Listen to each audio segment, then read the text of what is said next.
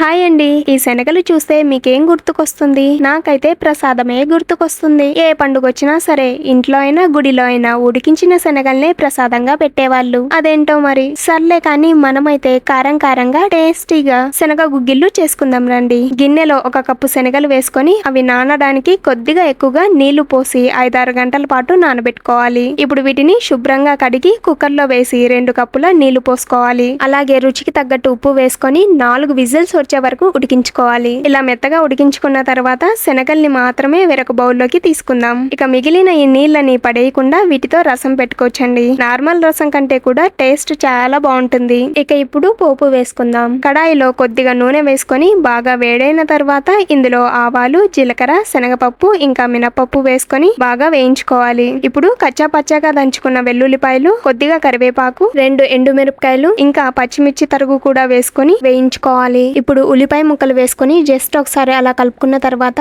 ఉడికించుకున్న శనగలు ఇంకా ఉప్పు పడుతుంది అనుకుంటే ఉప్పు కూడా వేసుకొని మొత్తం అంతా మిక్స్ అయ్యేలా కలుపుకోవాలి. అంతేనండి, వేడి వేడిగా కారం కారంగా శనగ గుగ్గిళ్ళు రెడీ.